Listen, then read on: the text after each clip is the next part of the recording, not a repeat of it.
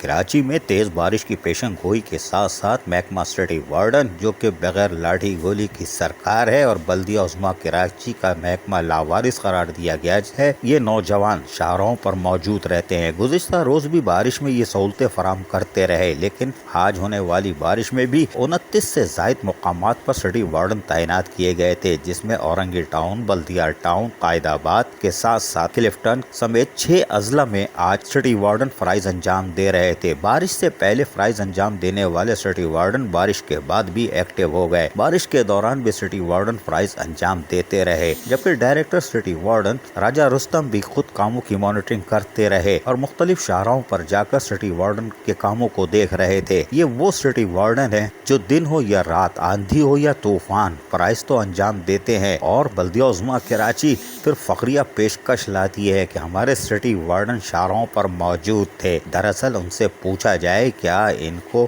مراد دی جاتی ہے تو جواب آئے گا اختیارات نہیں ہیں۔ جب ان سے پوچھا جائے کہ سپریم کورٹ کے احکامات کے تحت سٹی وارڈن کی 5 ماہ کی تنخواہ اور باقی 48 کو مستقل کر دیا تو بولتے ہیں اختیارات نہیں ہے، کیونکہ توہین عدالت کی سماعت نہیں ہو رہی۔ جس دن ہو گئی تو اختیارات مل جائیں گے اور محکمہ HRM کے ساتھ ساتھ لیگل ایڈوائزر کو بھی سبق حاصل ہو جائے گا، لیکن ان سٹی وارڈن کو دیکھنے والا کوئی نہیں، جو کہ دن ہو یا رات، آندھی ہو طوفان، آج 6 اضلاع میں فرائض انجام دے رہے ہیں۔ ان کے بھی آگے پیچھے کوئی ہوگا، لیکن ہوگا ضرور، وہ ان کے اہل خانہ ہوں گے، بلدیہ عظمیٰ کراچی نہیں ہوگا۔ عزیز عارف، KBS بلدیاتی نیوز کراچی۔